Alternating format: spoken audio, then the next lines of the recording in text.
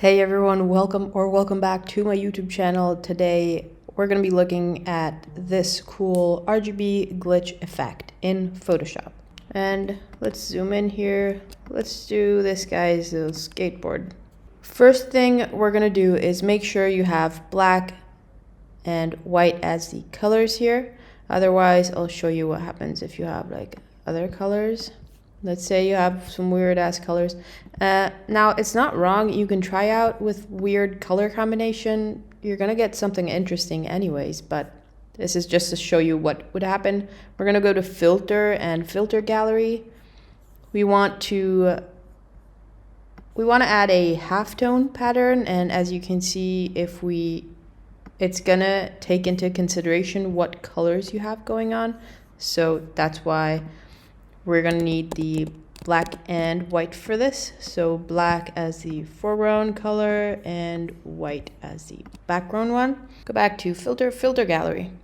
And we're gonna add a halftone pattern. Make sure it's on a line. And you can adjust the contrast according to your file size and all that stuff. I'll go with about 1 size and contrast about 10 and just press OK. I'll then just press Command J on a Mac, Control J, I believe, on a PC to duplicate the layer.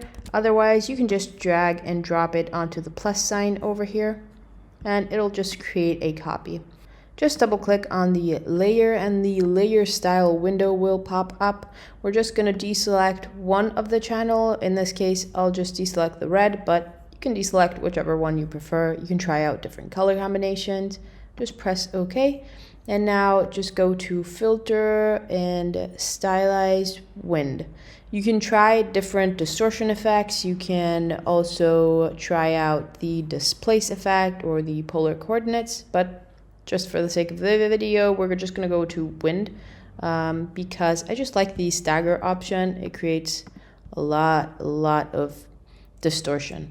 You can decide from the left or from the right, and you can decide the method. The wind is the least destructive one, but I kind of want it to be really glitchy, so I'll go with stagger.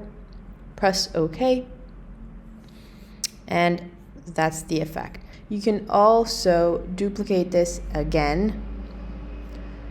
Click on the wind, just change the method, press OK, and we're going to double click on our layer and just change the channel.